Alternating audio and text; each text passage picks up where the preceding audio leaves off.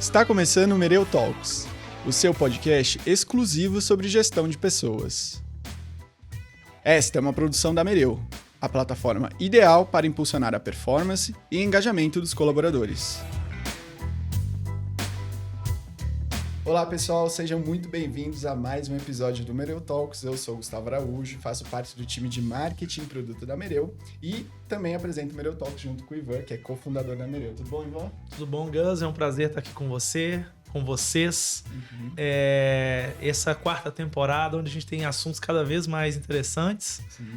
E então é um prazer de estar aqui hoje com uma grande parceira nossa que você vai apresentar aqui. E que está trazendo um tema muito relevante hoje, né, nas organizações, que impacta diretamente o bem-estar e a performance dos times. Então, por favor, Gus, apresenta a nossa convidada. A gente tem a nossa comunidade, o Conexão RH lá no WhatsApp, e o pessoal compartilha e fala muito sobre esse tema, que é a construção, né, de espaços de trabalho psicologicamente seguros. E para falar sobre esse assunto hoje, a gente convidou a Gisele Calef, que é consultora de desenvolvimento e segurança psicológica. Tudo bom, Gi? Tudo ótimo, que felicidade estar aqui com vocês mais uma vez.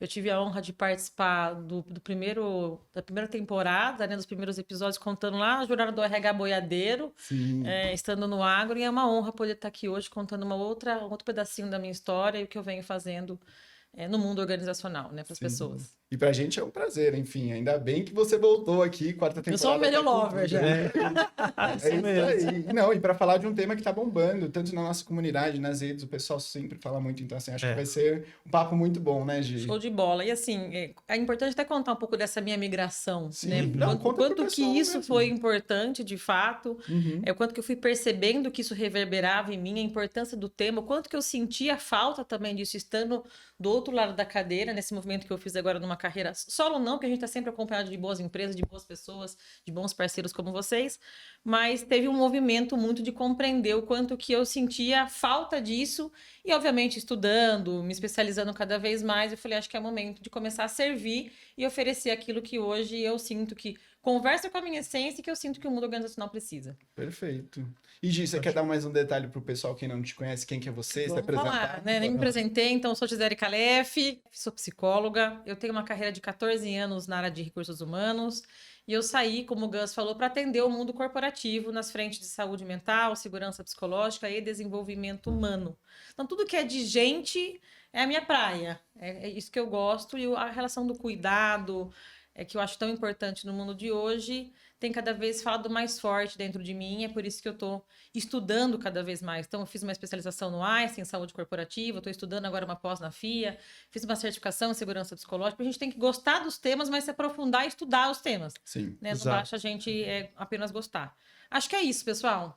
Muito bom, então bora começar nosso papo, né? A gente separou aqui um dado hoje para falar sobre ambiente de trabalho, né? A Better Work, ela trouxe um dado de 6 em cada 10 colaboradores, eles não sentem que o ambiente de trabalho é bom, né? Então eles não se sentem seguros ou não acham que o ambiente tá sendo de fato bom. Qual que é o impacto para o colaborador desse ambiente negativo, né? Como é que você vê, para a gente começar a ilustrar nosso papo, bom, o ambiente não tá bom, qual que é o impacto que isso traz ali no dia a dia? A gente vê um monte de impacto. A gente vê impactos organizacionais e impactos para a pessoa colaboradora. Como você começou me perguntando da pessoa colaboradora, a gente pode dizer aí sem falar de adoecimento ainda, mais de nível de insatisfação. Quando a gente não está satisfeito no ambiente de trabalho, a gente tende a contribuir menos, a dar menos ideias, a se engajar menos nesse trabalho. Vai ter menos satisfação, vai ter menos aprendizado, vai ter menos relação com as pessoas, vai ter uma convivência menos saudável. E tudo que pode gerar de positivo dessas relações vai, vamos dizer, definhando. Até tem um conceito que a gente fala, né? O Martin Seligman fala de florescimento. Quando a gente está saudável, a gente está em estágio de florescimento, produzindo, aprendendo, interagindo, se conectando. E quando a gente não está saudável, a gente está em definhamento. A gente começa a parar de contribuir, parar de fazer conexões, parar de aprender. Então, tem dois pontos que eu queria trazer. Um é dessa renúncia silenciosa, das pessoas que estão na organização e não pedem demissão, com uma grande resignação, que uma galera sai em massa, mas ficam na organização e aí não contribuem numa reunião, não entram num projeto, não fazem questão de somar e dar ideias. Então, é uma renúncia silenciosa. Sim. E tem um outro dado que já não é da renúncia que eu trouxe, que eu peguei que me espantou, que é um dado do Ministério do Trabalho, que mostrou que há 20 anos a gente não tinha o número de demissão que a gente tem hoje. Então, em 2023, foram 7,3 milhões de pedidos de demissão.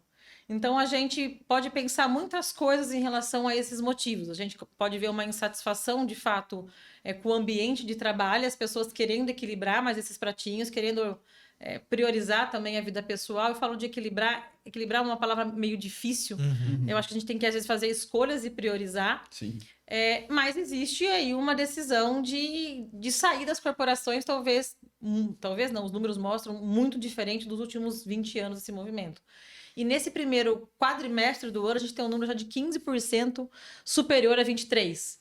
Então, quando você me pergunta de impactos para as pessoas, o primeiro que eu vejo a gente pode entrar em definhamento, a gente não vai estar feliz, não vai aprender, não vai se conectar. Tem uma perda em termos de carreira, porque a carreira requer nível de investimento de energia, de emoção, de estudo, de conexão com as pessoas e, obviamente, o mercado de trabalho perde. Eu não tenho aqui o cálculo de quantos trilhões foram perdidos com demissão, mas esse número deve ser gigantesco. Sim. E os impactos nas organizações que vão acontecer frente a esse ambiente. É engraçado, né? Que uma coisa puxa a outra. O ambiente não é tão saudável, as pessoas acabam ficando insatisfeitas, não se engajam. Aí elas não se engajam, não dão resultado e a empresa reclama que não tem engajamento. É quem veio primeiro, o ovo ou a galinha. Exatamente. A gente fica nesse, né? O que tá Esse trazendo? looping. Esse loop. Tem que sair do ciclo vicioso, que é esse, pro virtuoso, né? Porque aí é exatamente o contrário disso. Ou seja, as pessoas mais engajadas, mais satisfeitas, geram mais resultados e aí você vai no ciclo vicioso, né? Não, virtuoso. Pode falar. Não, vai lá. Eu ia falar do presenteísmo, que é um outro retrato que a gente tem nas organizações. Então, as pessoas estão lá, que é diferente da silenciosa, onde as pessoas não se engajam. No presenteísmo, elas vão e também não tem nível de contribuição e produtividade que elas poderiam ter se elas estivessem, de fato, conectadas com a organização. Sim. Então, são alguns reflexos que a gente tem dentro da organização das pessoas não estarem satisfeitas nesse ambiente. Minha pergunta era, a gente falou do ciclo virtuoso, né? Quais são as características que você pode elencar que a gente falou, poxa, esse ambiente é legal, é um ambiente favorável de trabalho. Quais são as características que a gente consegue identificar nesses ambientes saudáveis, digamos assim? Olha, eu falo que eu acho que o ambiente saudável parte de uma cultura saudável e forte. Não dá pra gente falar de programas, de ações pontuais sem falar de cultura. Então, se essa cultura for orientada para colaboração, se essa cultura for orientada para cuidar das pessoas, as pessoas estiverem no centro da estratégia, se não houver uma pressão exacerbada com a entrega, porque a gente sabe que negócio é sobre entrega também, mas um equilíbrio em como essas pessoas vão entregar. Então, quais são os valores dessa organização para que esse ambiente seja um ambiente saudável? Eu acho que partiria da cultura mesmo. Depois vem algumas coisas como a liderança, ser uma liderança inspiradora que conversa com esses valores, não uma liderança que é abusiva, ou que é tóxica, ou que é despreparada, que não tem letramento mais humanizado, emocional para cuidar das pessoas. Um ambiente também onde tem uma comunicação clara e eficaz. Cada vez mais as pessoas esperam por comunicação eficaz. Não é a verdade que dói, é o fato de você ter meias verdades, as coisas às obscuras, vamos assim dizer. Sim. Então, eu diria que o pilar da comunicação, da transparência. Aí vem a questão também de reconhecimento, recompensa, remuneração justa, equidade em relação a gênero e a remuneração. A quanto de desafio e crescimento você tem. Se essa organização te desafia, te faz aprender ou te poda. Então, isso é uma coisa super importante quando a gente fala de bem-estar. Porque o bem-estar passa por uma questão de respeito, de você estar se sentindo valorizado, de você não ser pressionado de forma irresponsável, até insana. Mas tem uma coisa também de não ser um ambiente acolhedor do ponto de vista de não te desafiar. Né? A saudabilidade e a felicidade tem a ver com o quanto você sente que contribui e impacta naquele meio. Senão você está numa zona de conforto. Tem até uma matriz bem interessante que eu posso compartilhar depois, que mostra os quadrantes com segurança psicológica e produtividade. Então, quando você está com alta segurança psicológica e baixo desafio e produtividade, Não funciona você está também. numa zona apática. Você não está desafiando, aprendendo. Agora, quando você está feliz, realizado e produzindo com alta performance, quando você tem um ambiente propício para isso, você é respeitado, o seu líder te desafia, te dá feedback transparente, o ambiente tem uma comunicação clara, e quando, ao mesmo tempo, você é desafiado a ir mais longe. É estimulante, É estimulado, exatamente. Bem legal. E aí, na nossa comunidade lá no Conexão RH, que é composta principalmente de pessoas do RH mesmo, muitas delas têm as dúvidas de como construir, né? Bom, qual que eu vou construir? Estou construindo, ou já estou no processo de construção de um ambiente de trabalho mais seguro, seja porque já passou ali, já viu indicadores de que, opa, alguns pontos não tão legais. E aí, Gê, eu queria saber de você, o que você consegue ver dos principais desafios para quem está começando, ou quem está bolando, ou quem está almejando um ambiente de trabalho talvez mais saudável do que tem hoje, né? E como que você vê para superar esses desafios também? Interessante essa pergunta. Assim, os desafios, a gente falou um pouco de cultura, começa entre o áudio e o vídeo bater. Às vezes o RH quer fazer programas de saúde mental ou de bem-estar. Isso não deveria ser só um programa. Ele deveria estar enraizado no DNA da companhia, isso deveria ser um valor, e a partir disso cascatear e desdobrar num monte de ação. Então, o primeiro desafio é que isso seja um compromisso do board da companhia como um chapéu macro, para que quando a gente vier com ideias e programas, essas coisas se conversem. O que acontece quando isso não se conversa? As pessoas não aderem aos programas, porque elas têm a percepção desse áudio e vídeo descolado, essa realidade descolada. Não então, é uma assim, prioridade, né? não é uma prioridade. O meu gestor fala que eu tenho que participar da palestra tal que está rolando. Mas, assim, quando eu volto dessa palestra, quando eu assisto, eu sou punido por alguma coisa. Então, como é que você participa de alguma coisa que é proporcionada pela organização se aquele ambiente não promove isso naturalmente? Então, acho que um desafio é essa questão da cultura da promoção, que pode desdobrar numa cultura, às vezes, tóxica, que não conversa com essa realidade. Porque, às vezes, quer se promover algo na organização de que ela ainda não está madura, não se tem, de fato, no dia a dia. Então, talvez a gente faça uma ação pontual de trazer alguém externo, fazer uma fala, que é exatamente quando que você trouxe. Quando o colaborador volta ali para o dia a dia, ele se depara com, o avesso do que eu acabei de escutar, o que está acontecendo aqui? É um choque, né, de realidade. E até assim, se ele consegue participar das ações, porque às vezes as empresas estão num mood também de oferecer tanta coisa, porque isso está meio hipado. Então, tem a massagem, tem a sessão de terapia, enfim, tem um monte de coisa legal que é importante, não acha agenda. Então, outro desafio é a sobrecarga de trabalho. O quanto que há equilíbrio, de fato, para que os colaboradores consigam cuidar de si, quanto que há incentivo para esse cuidado, e quanto há agenda disponível.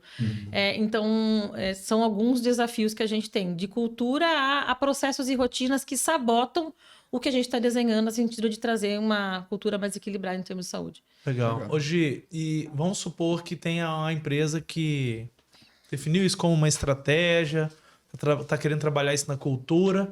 Quais são os passos, os primeiros passos a criar uma agenda de um ambiente mais saudável dentro das organizações? Você conseguiria elencar os passos básicos, os primeiros passos aí para quem quer começar a estruturar isso de uma forma realmente para virar, igual você falou, não coisas pontuais, mas parte da cultura da empresa, né? Tem uma matriz interessante que eu trouxe, chama matriz de hierarquia de controle NIOSH, que ela é uma pirâmide invertida, que é bastante interessante quando você fala de construção disso, que ela fala sobre eliminar riscos que estão relacionados a adoecimento, à segurança do trabalho, a um ambiente que não é psicologicamente seguro. Então, tudo que vai, na verdade, que é tóxico deve ser eliminado. Esse seria o primeiro degrau, primeiro passo. O segundo seria substituir programas, políticas, normas e regras por aqueles que sejam mais adequados para o que a gente quer fazer em termos de um ambiente mais saudável. Então, primeiro a gente elimina o que é tóxico, o que é inadequado. Então, a gente elimina uma prática que vai contra a segurança de vida de uma pessoa, segurança do trabalho, o nível mais baixo da pirâmide de Maslow, aí, de fatores higiênicos. Depois a gente substitui o que está errado por processos e políticas e normativas que sejam a favor da saúde da vida. Depois a gente redesenha as práticas, então job crafting, outras coisas que tenham a ver com reorganizar A rotina de trabalho. Então, conseguimos ter um modelo de trabalho híbrido, isso conversa com a carga horária, a gente consegue ter um benefício de maternidade estendida ou de paternidade. Começa a redesenhar práticas. Depois passa para educar, que tem a ver com a capacitação da liderança, o letramento, a formação das pessoas para essa cultura que a empresa quer ter. E, por último, tem a ver com o encorajamento, a pirâmide fala, que é o incentivo ao colaborador se engajar naquilo que é importante para a saúde dele, porque a gente tem também um número grande de pessoas que não se engajam nas ações. Geralmente, os mais saudáveis, tem estudos que mostram, é que vão nas ações que as empresas fazem. Tipo, coisa de perder peso, cuidado de saúde mental. São as pessoas que já estão conscientes que acabam frequentando os programas. Sim. Então, o que a gente tem que fazer é dar letramento para a liderança, para que a liderança possa, de fato, ser uma referência que incentive o colaborador aí. Um pouco do que a gente falou. Quando o áudio ouvido não bate do próprio líder, é difícil que a gente engaje a pessoa que está abaixo desse líder a se conectar com qualquer coisa que a organização faça em termos de fazer com que ela seja mais saudável, mais engajada, no sentido de conectar o colaborador aos projetos. Então, só para a gente reforçar, seria eliminar, substituir, redesenhar, educar e encorajar. Isso que você falou me lembrou até uma discussão num outro episódio aqui, que era exatamente a questão do burnout, da saúde mental, que muitas vezes o problema não é um problema do trabalho ou no trabalho, e sim algo familiar ou extra trabalho, mas que as pessoas hoje estão todas conectadas, ela traz esse problema, né? Isso interfere no trabalho dela no final das contas, atrapalha na vida dela como um todo, né? Então essa questão do educar, o engajar, eu vejo que é a contribuição da organização para com a pessoa, mas depende dela também de ter a vontade de falar, não, eu me capacitando, eu tô com um problema, né? Reconhecer primeiro que você não tá legal e depois correr atrás do que você precisa fazer para melhorar, né? Um ponto importante dessa conversa é que quando a organização não começa de cima para baixo, se eu não elimino o risco, se eu não elimino um gestor tóxico, se eu não faço nada com uma questão de assédio moral, Sim. Se eu não começo a eliminar e substituir e ser uma organização orientada à cultura de bem-estar e saúde, a organização ser saudável enquanto ambiente saudável, eu não consigo chegar no último funil de encorajar as pessoas a se engajarem e cuidarem de si. Porque é como se a organização sabotasse o recado que ela dá. Sim, né? Verdade. Então, ele é o último da pirâmide. Então, se a sua galera na organização não está se conectando com os projetos que você tem feito em relação a cuidado, tem alguma coisa neste ambiente. Obviamente que a gente tem ainda uma dificuldade de priorizar, de se cuidar genuinamente. A gente prioriza um monte de coisa. Mas por que a gente prioriza um monte de coisa? A gente quer bater meta, a gente vai ser desligado. A gente quer corresponder ao nosso gestor. Tem 1000 demandas que nos atravessam. Né? Exatamente. Eu tô mal, mas o ambiente também não é favorável para minha recuperação. Exato. Então, você vai eliminando os layers primeiro para poder deixar o último. Será que sobra tempo para essa pessoa se conectar com isso? Sim. Sim. E ainda olhando para a pirâmide do que você trouxe para a gente, e imagino eu aqui que esses passos não acontecem da noite para o dia, né? Eu acho que eles vão acontecendo ao longo, acho que tanto dessa transformação que você pontuou que tem que acontecer a partir de baixo para cima, de cima para baixo, mas que leva um tempo para a gente passar talvez cada degrau ali talvez dessa pirâmide, né? Leva porque a gente tem que primeiro conscientizar o board dos executivos de que essa companhia ela quer fazer mudanças. Porque, na verdade, tudo isso aqui a gente está falando de mão de mudança. Quando você elimina, quando você redesenha as práticas, quando você muda o modelo de trabalho, quando você estende uma licença maternidade. Olha quanta decisão a gente tem que tomar em prol do que a gente quer. O que acontece muitas vezes é que a gente discursa que quer essas coisas todas e a gente não faz mudanças em cima do que é necessário. A gente coloca... É muito mais fácil você contratar programas externos, palestras, workshops pontuais e você não redesenhar a dinâmica do trabalho. E quando a gente fala do burnout, por exemplo, ele tem a ver com o adoecimento da organização. Uma organização adoecedora. Né? A gente culpa às vezes o colaborador, mas é sobre uma sobrecarga instalada naquela pessoa. Então, tem fatores que a gente tem que... Um exercício muito grande, um bom ponto que você falou, que ele não acontece da noite pro dia e depende de consciência. O quanto eu quero ser uma empresa sustentável. Né? Porque, vamos lá. Gisele, você está falando tudo isso porque você defende a bandeira e a causa da saúde. Mas eu tenho visto na cadeira de RH, sentada na cadeira de RH, o quanto a gente tem de custo com o adoecimento também. O quanto a gente tem de turnover. Cara, eu tô trazendo um dado do Ministério do Trabalho. 7,3 milhões de pessoas pediram demissão. O maior número em 20 anos. Isso significa dinheiro. Sim, Também. Então, esse papo é sobre negócio. Esse papo não é sobre, nossa, a gente tá levantando a bandeira da sustentabilidade humana, é um papo legal, é cool, mas não tá falando de dinheiro. Nós estamos falando de dinheiro. E o RH tem que levar esse dado e esse índice também em consideração quando for defender isso também, né? A gente percebe que se a gente não se imune também desses dados, a gente não consegue vender a importância do que a gente Esse é um tem bom no trabalho. ponto. Quando você fala de passos e desafios, eu penso que um dos passos é a gente realmente mostrar o impacto. Então, esse impacto em sinistralidade, em afastamento, em turnover, em produtividade, porque existe um subdesempenho satisfatório. Quanto a gente poderia produzir se essas pessoas estivessem dando o melhor de si, se não tivesse presenteísmo, se não tivesse a renúncia silenciosa, se não tivesse essas coisas todas no ambiente, como estaria o nosso resultado? Sim. E a outra coisa é quebrar o silêncio. Então, começar a trazer pautas de discussão sobre a importância disso. Porque quando isso for uma agenda só de RH, a gente tem pouca chance de fazer mudanças significativas na organização como um todo. Porque esse papo não é só de RH. Sim. E são esses os aspectos, vamos dizer que sim, que para você compõem a cultura do cuidado, é isso, é a gente conseguir mexer em tudo isso dentro da organização para de fato culturalmente a gente se transformar ali dentro e transformar a maneira que a gente trabalha ali dentro? Para mim a cultura do cuidado parte de uma decisão genuína de colocar as pessoas no centro da estratégia do negócio e entender que essas pessoas vão produzir da melhor forma se elas forem cuidadas de forma genuína e intencional para que os negócios prosperem de forma saudável.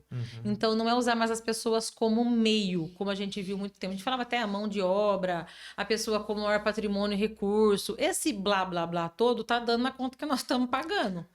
Entendeu? Então, se houver interesse em fazer as coisas de forma mais saudável e boa para todo mundo vai ganhar, porque o sistema uma hora vai colapsar.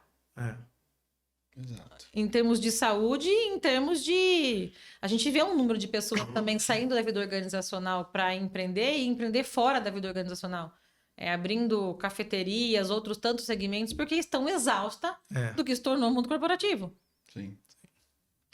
Hoje a gente fala muito na Mereu do conceito da ambidestria, que é trabalhar eficiência, mas também inovação. Então, quando a gente fala de inovação, a gente fala de inovar. Para você inovar, você precisa de errar muito, descartar várias coisas, testar muita coisa, para até você achar, né, algo realmente diferenciado, diferente, tudo mais.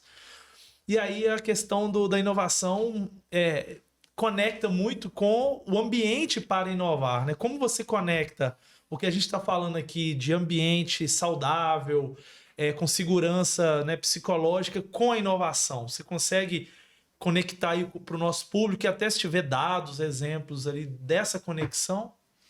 Olha, tem uma frase que eu gosto muito que eu trouxe, é do Astro Teller, uma pessoa que trabalhou com uma das frentes do Google aí. E ele fala que a única maneira de você fazer as pessoas trabalharem em coisas grandes e arriscadas é se você fizer o caminho de menor resistência para elas falharem e para você dar proteção para elas quando elas falharem. Então, nós estamos falando de uma pessoa que trabalhou no Google, que é uma empresa extremamente inovadora. Então, quando a gente fala de inovação, e você falou um pouco da prática da Mereu, isso tem tudo a ver com segurança psicológica, você tem que dar proteção para a falha e incentivar as pessoas a falharem rápido, a corrigirem rota e aprender com que elas erraram.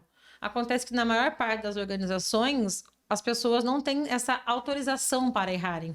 Elas vivem com o medo da punição, com o medo da retaliação. Isso gera uma tensão muito grande, um estresse e, obviamente, como produto final, o silenciamento. Eu falo, você quer saber se uma equipe tem segurança psicológica ou não? Observa numa reunião quanto de silenciamento há. Se é 1, 2 que falam num grupo de 10, 15.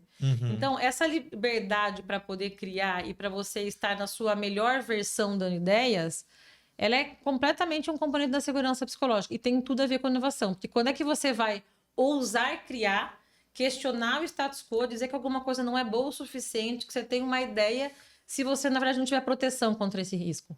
Sim. Exato. Sim. A gente até custou... como é que eu posso dizer?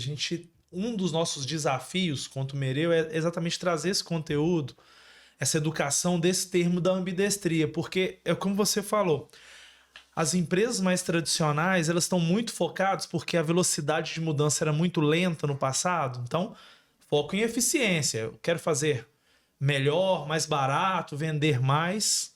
Só que no cenário hoje, onde a gente tem uma velocidade muito mais alta, todo dia tem um concorrente novo, então precisa de inovar.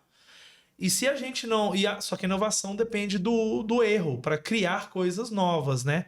Então a gente recomenda muito o conceito de ambidestria, que é você ter que ser eficiente, mas também inovar. Mas para isso você precisa de ter essa cultura que você está falando, né? Porque o que a gente vê é o modelo antigo, o modelo de eficiência, querendo trazer ferramentas e modelos de inovação. Mas acaba que a cultura da eficiência e do não erro mata a inovação e a possibilidade das pessoas trazerem ideias e arriscar para ver se a ideia vai dar certo ou não, né? Sim, não tem espaço. E a verdade, o erro tem que ser visto como um recurso do aprendizado. Parte da jornada. Parte da jornada. Acontece que nem toda empresa está disposta a arcar com esse erro. É claro que a gente tem que deixar claro, e a segurança psicológica, a Amy de Monson fala sobre isso, de sancionar as violações em relação ao erro. O que é um erro aceitável? Sim. O que vai comprometer a vida de alguém? Até onde a gente pode errar com... não vou dizer com tranquilidade, mas assim, até onde vai o aceitável desse risco? Exato. E quando a gente aprende como organização, o que a gente passa a fazer diferente dentro da organização quando a gente aprendeu com esse erro? A gente não pode errar a custo de vidas. Sim. Exatamente. Tem algo que é crítico, né? É crítico, a gente não pode errar.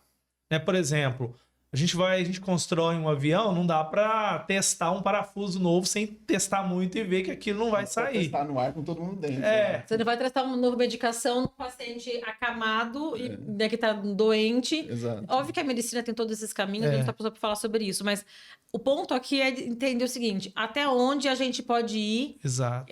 O que é falha evitável, o que é falha complexa, o que é falha inteligente, até onde a gente vai com essas falhas. Mas, obviamente, que uma cultura que propicia isso tende a ganhar. E uma coisa que eu falo é assim: a concorrência ela não pode ser interna.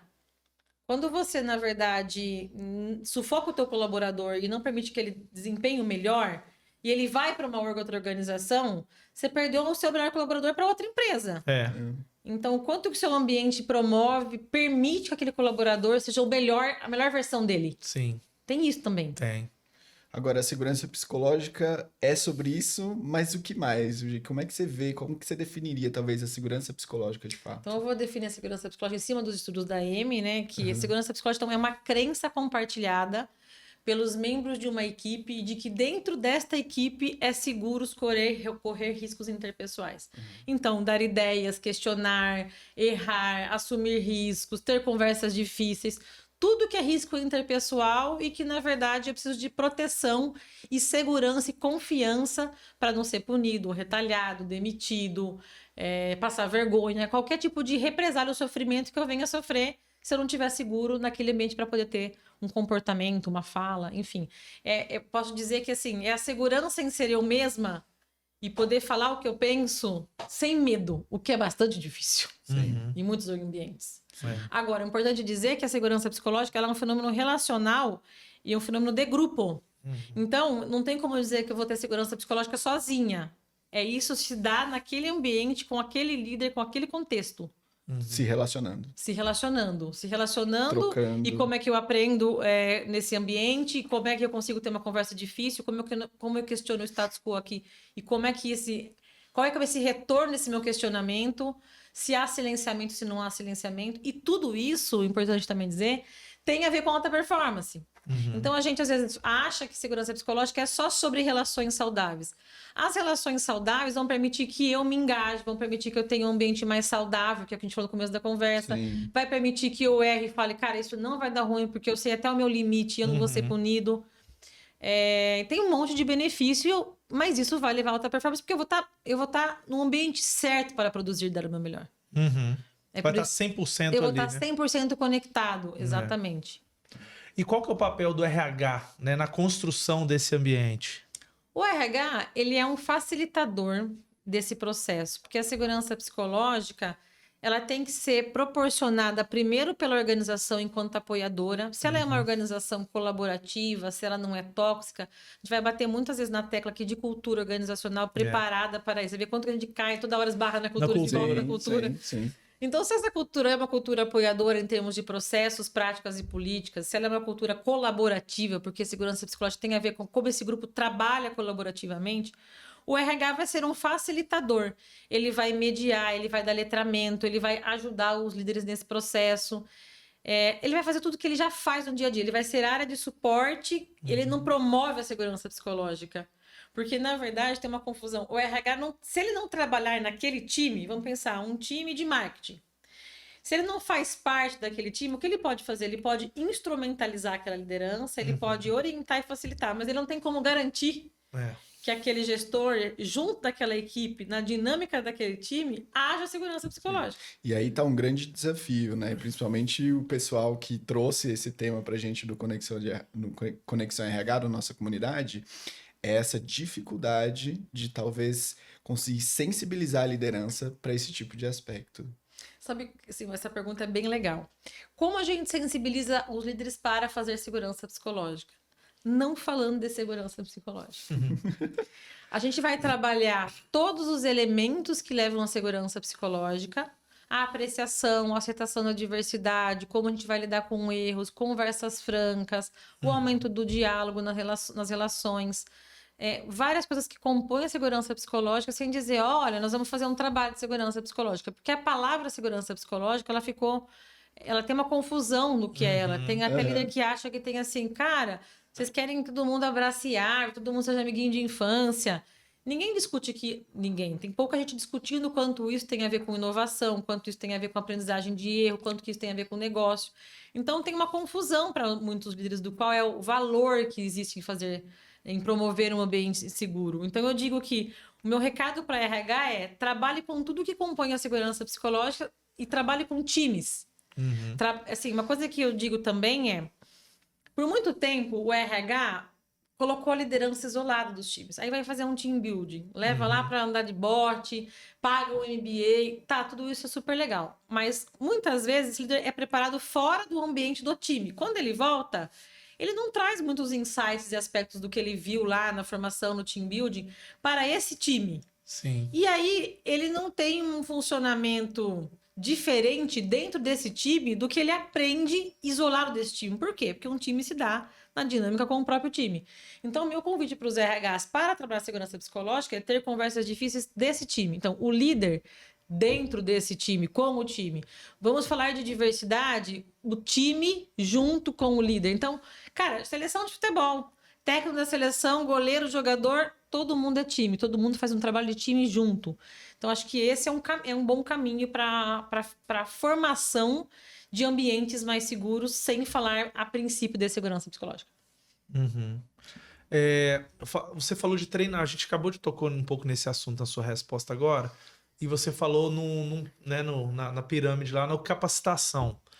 Essa capacitação, ela seria mais focada no gestor, ou, igual você falou, é importantíssimo a gente também fazer esse letramento com todos os colaboradores, inclusive os não líderes, igual você falou, porque é uma relação entre as pessoas, né? O quanto que o esforço tem que ser no líder ou nos times desse letramento. Ou tem que ter um foco primeiro em alguém, depois no segundo momento? Como que você vê essa parte da capacitação, letramento? Eu acho que as coisas podem acontecer ao mesmo tempo, porque você tem que preparar, acho que meio que todo mundo no jogo. Eu hoje tenho trabalhado a princípio com times primeiro, então colocando o líder dentro desse time. E é importante entender qual que é o tamanho dessa organização, quanto o RH tem braço para poder escalar esse trabalho. Obviamente que o trabalho de letramento com a liderança, porque quando a gente fala de time, vamos lá, existe os times do organograma e existe os times invisíveis. Até tem uma leitura bem interessante que é o poder dos times ocultos, que, na verdade, o nível de engajamento, de como esses times operam, tem a ver com como essas relações se dão. Então, esses líderes que são pares, por exemplo, time de RH, vai ter um líder, o gerente de folha, o de segurança do trabalho, muitas vezes, o DHO, o RS, isso também é um time. Então, como é que a gente trabalha para que esse time comece a timar junto com esse diretor e trabalhar conversas difíceis, e como é que eles aprendem com o erro, como é que eles colaboram mais com os outros, como é que essa dinâmica e essa prática de funcionamento, como eles se apreciam. Depois a gente pode trabalhar os líderes com os seus próprios times abaixo. Então a gente não precisa isolar os times separados, embora a gente possa ter fóruns sobre conversas difíceis com a liderança, a gente possa ter fóruns sobre qual é o ganho que a gente tem com a apreciação no ambiente de trabalho, como que a gente faz para esses times serem mais colaborativos, porque a colaboração traz o resultado. Então eu diria que não existe um único caminho para esse letramento. Eu acho que a ideia, inclusive, é que a gente consiga pulverizar esse trabalho, porque se a gente está dizendo que os times vão responder a como eles funcionam e a segurança psicológica tem a ver com esta relação, se eu trabalho o time de diretor de RH e seus pares e não trabalho abaixo, eu não estou trabalhando outros times. Sim. Mas, obviamente, que a gente começando de cima, como a gente falou de cultura, isso tende a naturalmente ser incorporado. Porque se eu começo a entender qual é o ganho que eu tenho em relacionar com os meus pares e colocar as conversas difíceis na mesa e trabalhar melhor com os erros desse time, eu vou ter, obviamente, maior facilidade, se eu incorporei isso, de replicar esse mesmo formato com o meu time. Então, nunca acho que seria um trabalho isolado. Sim. Trabalhar segurança psicológica. Então. Porque senão um time tá desenvolvido e bate no outro que nem entende ali o porquê de algumas coisas, né? Eu acho que é preparar e deixar esse time mais maduro e que esses times depois comecem a desenvolver trabalho com os seus times. Sim. Eu tenho mais uma dúvida que veio lá da comunidade que eu separei pra gente falar. Ela é um pouco mais específica, Gi, mas eu acho que a gente acaba falando de segurança psicológica, a gente acaba falando um pouco sobre saúde mental também. E o pessoal tem a seguinte dúvida, né? Como é que eu abordo com um time caso tem alguém do meu time ali num time que acabou sofrendo um burnout, ou tendo isso, ou tá tomando uma medicação, ou tem alguma doença psicológica? Como é que isso é abordado com o time? Como é que a gente prepara, a gente evita que se tenha um preconceito, que isso tenha um medo? Como é que isso é abordado de fato ali no dia a dia dos times? Como é que você vê isso? Acho que é importante a gente dizer que a saúde mental e a segurança psicológica, elas se conectam aonde? Porque as pessoas entendem que segurança psicológica é fazer saúde mental. Isso vai ser uma consequência de trabalhar segurança psicológica, assim como o engajamento, aumento da diversidade. A gente pode entender que isso são produtos. Então, se eu estou num ambiente que permite que eu fale, se eu aprendo e não tenho punição, e se há uma conversa franca nesse time, eu me sinto seguro para me relacionar. E isso vai fazer com que eu tenha menos estresse, menos ansiedade e menos risco de qualquer tipo de adoecimento. Perfeito. Então, não é sinônimo de saúde mental, é produto final. Quando a gente fala de aspectos como o adoecimento, como o burnout, como lidar com isso, a dificuldade que os gestores têm, a gente vai ser repetitivo, a gente vai entender o que essa cultura permite ou não permite que o gestor faça com as pessoas. Em primeiro lugar, é ter combinados do que é aceitável e não é aceitável. Quando eu tenho uma pessoa que se afasta e ela volta para o ambiente de trabalho e esse gestor discrimina essa pessoa, significa que existe uma certa permissividade neste ambiente para que comportamentos como esse sejam tolerados.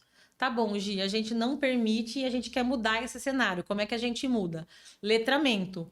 Então, o quanto é que essas pessoas têm a gente fala muito de IA, a gente pode falar também de inteligência humana e de letramento emocional, de entendimento dos adoecimentos. Assim, uma cultura que aceite o ser humano de forma integral, uma cultura saudável, ela vai tratar dengue, cólica renal e depressão do mesmo jeito. Eu digo do mesmo jeito, não no sentido de tratar igual as pessoas, cada um vai ter uma especificidade. Eu digo no sentido de não ter estereótipo e rótulo em relação a qual é o CID. Em relação de entender que o ser humano, na sua integralidade, pode ter qualquer aspecto do adoecimento, físico ou mental, decorrente deste ambiente ou não. Então, o letramento, em primeiro lugar, seria os limites aceitáveis e não aceitáveis. O segundo seria a capacitação, o letramento mesmo desse pessoal para poder lidar com essa situação de forma acolhedora. E quando você tem segurança psicológica, já pegando o gancho, esse tipo de conversa é saudável.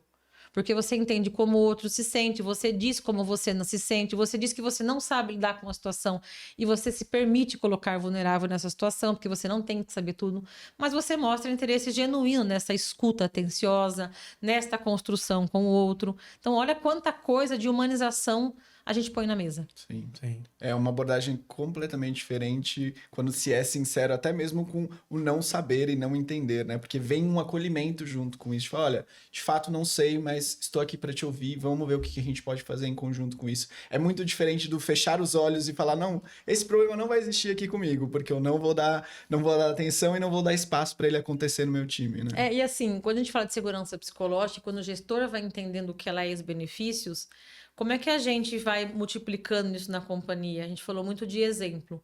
Com acessibilidade, fazendo perguntas, ouvindo mais do que dando resposta. E quando a gente fala do adoecimento, tem muito isso. O gestor se colocar num lugar vulnerável, porque em qualquer momento da vida a gente já adoeceu de alguma forma. Sim. Né? E, obviamente, todos nós já tivemos algum adoecimento mental, ou uma estafa, ou realmente uma depressão, ou um familiar que passou. Então, essa prática da empatia é muito importante. Eu acho que um ponto que eu acho que não comentei aqui, que é muito importante quando a gente fala de segurança psicológica e de alta performance, são 2 dicas bastante importantes para quem está nos assistindo. 2 elementos. Um deles é a distribuição da fala. A gente fala que um lugar saudável e que pode levar a alta performance, ele tem uma distribuição de fala equânime. Então, você está numa reunião, a reunião está durando 40 minutos. Tem 2 pessoas que só falam nessa reunião. Essas pessoas têm, provavelmente, que aprender também a escutar e cederem a palavra às outras pessoas. Então, por muito tempo, o líder foi o dono da palavra. Então, esse momento de vulnerabilidade que as pessoas voltam de um afastamento é um momento também de você dar a palavra ao outro e aprender nessa escuta. Então, tem um trabalho de humildade, um trabalho de escuta empática e genuína de entender o momento do outro e entender como é que você, como pessoa também, gostaria de ser tratado nessa situação se você tivesse passando por esse processo. Não é um exercício difícil, é que a gente tem dificuldade de praticar a empatia. Bom, eu falei da distribuição da fala. O outro componente que eu falei que eram os 2 é uma alta sensibilidade social. É o quanto que eu percebo as relações das pessoas e me importo. Tom de voz, linguagem corporal, como essas pessoas estão chegando para uma reunião. É importante fazer um check-in. Todo mundo tá bem, galera? Algum comentário? Como é que a gente tá? Insights. Então, trazer para as oportunidades de conversa essa percepção um dos outros.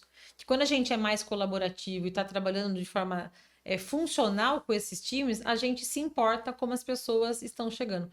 Conectividade social, tem até um dado que mostra um aumento de 20%, preciso até buscar essa pesquisa, em aumento de resultado quando as pessoas têm uma relação construída dentro do ambiente de trabalho.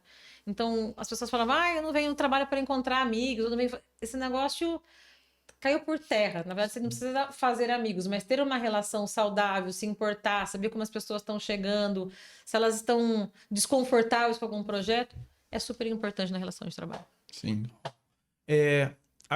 Você falou da pirâmide de novo, que como se constrói o ambiente, né? Agora, a minha pergunta é, uma vez que eu construí ou estou construindo, melhorando, como não perder essa construção? Como manter? Você consegue a manutenção? Que mecanismos, que processos que são importantes serem criados para manter, ou seja, não perder o que foi construído? Você consegue citar alguns exemplos de mecanismos? Opa, se a gente não fizer isso, a gente vai perder a construção, porque num primeiro momento você implanta. Mas depois, como manter isso? Como não deixar isso cair no esquecimento, né?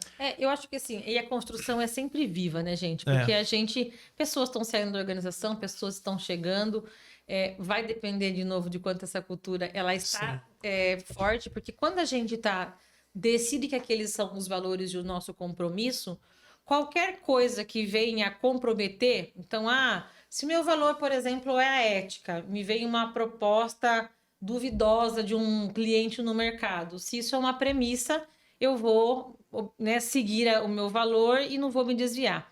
Obviamente, quando a gente fala de cultura de cuidado, se isso não está tão sedimentado, é muito fácil que a sobrecarga me atropele, um gestor que dá resultado e tem um comportamento abusivo continua na empresa. Então, a gente tem que ter... O RH acaba sendo um guardião muito forte desse processo quando essa cultura não é forte, porque deveríamos todos ser guardiões do que a gente quer dentro dessa organização, mas isso não é uma coisa que é sempre que acontece. E os números sempre vão estar sinalizando a gente. Então, a gente implantou, a gente quer isso como organização, a gente eliminou, a gente fez projetos, tem até um outro também framework que mostra alguns degraus de maturidade organizacional que novamente vão segurança psicológica, segurança física, programas de bem-estar, liderança saudável, crescimento dos colaboradores, organização engajadora e retentora, que retém talentos. Então, esses sinais todos que a gente vê, a gente fala isso meio en passant, mas eles são hiper estratégicos. Então, o que a gente define como base? A gente mudou as premissas e a política do trabalho. Quando um gestor infringir esta regra, o que a gente faz?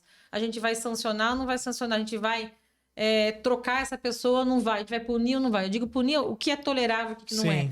Então, a gente começa a ter praticamente organizado os compromissos os comportamentos que a gente tolera ou não tolera, e isso, né, a gente sabe que isso é cultura na veia, e monitore isso com números. Então, são as pesquisas mesmo, né? As pesquisas de clima, exatamente. pesquisa de cultura, né? Que eventualmente você faz de tempo e as não pesquisas também. O quanto é que naquela área está crescendo o turnover só daquele gestor? O que isso está dizendo? Sim. Por que o número de afastamento naquela área também está maior? Esses dados de saudabilidade também vão apontando os motivos de saída, né? Exatamente, as interligamento. Eu acho que a gente tem um bocado de dados que nos sinalizam as coisas. Aonde eu penso que a gente derrapa é realmente em fazer isso ser incorporado à organização. É pegar a informação e tomar ação com ela, exatamente. Né? Porque às vezes tem gente reportando, tem um canal de denúncia estruturado reportando, mas a gente não faz nada com isso. Não interessa. Não interessa. O clima tá ruim e a gente não toma as ações baseadas nos comentários, né? E aí acaba que aquilo fica parecendo não ter valor. Exatamente. E aí as pessoas desengajam, né? A gente volta para como se fosse um ratinho rodando aí na barrinha, né? Volta sempre para o mesmo lugar. E muitos programas acontecem que não se sustentam, porque na verdade são programas isolados. Sim.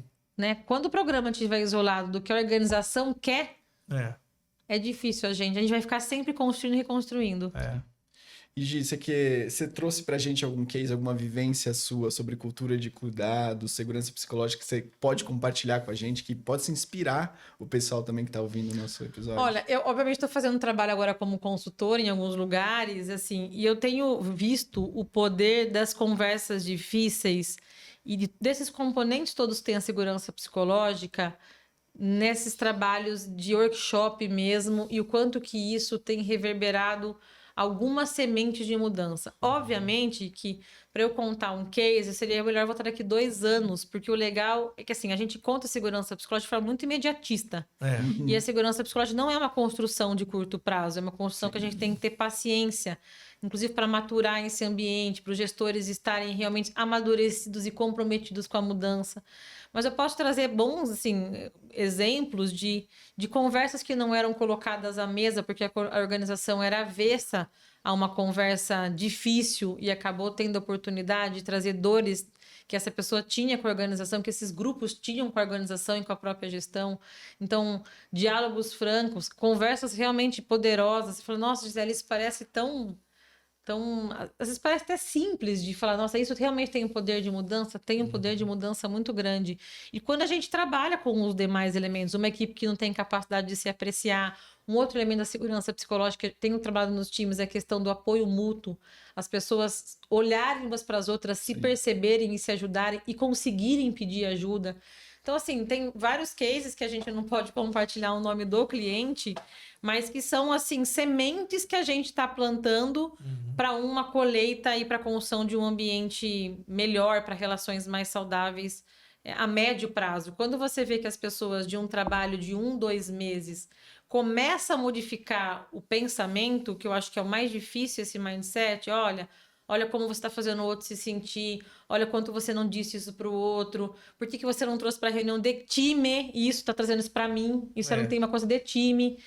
E essa equipe começa a operar na dinâmica de forma diferente, incorporar isso de forma diferente, eu acho que aí a gente está começando a colher uma pequena semente de um trabalho que você falou, ele é vivo, ele nunca termina, né? Perfeito. Muito bom papo, hein, Gi? Passou super rápido aqui, mas queria agradecer. Já acabou! Já acabamos. Eu queria agradecer principalmente a sua presença, o papo, assim, super esclarecedor. Acho que tanto o pessoal do grupo quanto a gente, enfim, tinham separado várias perguntas aqui, a gente conseguiu entender muito melhor, a diferenciar, entender o que é segurança psicológica, essa cultura do cuidado. Para mim, enfim, acho que foi uma super aula aí. Eu queria agradecer a sua participação. Muito feliz, obrigada pelo convite. Espero voltar outras vezes para a gente continuar essa prosa que Vamos. Com certeza. é intensa. Com certeza. Gi, quem quiser achar você, fazer um momento networking, como é que faz para te encontrar, conectar, falar mais sobre o tema, esse e outros temas, como é que faz? Então, eu estou no LinkedIn como Gisele Calef. Vocês podem me procurar por lá. Vai ser um prazer continuar essa conversa, falar de gente, falar de desenvolvimento, saúde. Perfeito. E você que está escutando a gente pelo Spotify, YouTube, não deixa também de seguir a gente. Segue a Mereu também nas nossas redes sociais, Instagram e LinkedIn. A gente ali compartilha mais episódios, compartilha também vários temas de gente de gestão. Também tem a nossa comunidade no WhatsApp, o Conexão RH, que lá as pessoas de RH fazem trocas, sugerem temas, sugerem perguntas pra gente aqui também no podcast. Tá bombando bastante, então faz parte lá também. Você consegue fazer networking, trocar bastante benchmark sobre assuntos, né, Ivan? Isso aí, queria agradecer aí o Gus e a Gisele, mais um super episódio. E eu acho que o que você falou que é muito legal é essa questão da comunidade, porque realmente enriqueceu bastante as perguntas, né? Que as pessoas na vida real, lá na prática, sofrendo para implementar os programas, né? Estratégia, cultura, trouxeram para a gente conseguiu trazer para você e você brilhantemente explicou. Então participem também da comunidade, vocês podem também interagir mais com a gente. E a Gisele é uma parceira bem assídua lá na comunidade. A gente tem treinamentos, discussões, então não vai ficar só aqui no podcast. Então participe lá da comunidade. Nós vamos deixar, né, Gus, como se inscrever por lá. É isso aí. Bom demais, pessoal. Obrigado, Gi. Obrigado, pessoal. Até o próximo episódio. Tchau, tchau. Até. Tchau, tchau.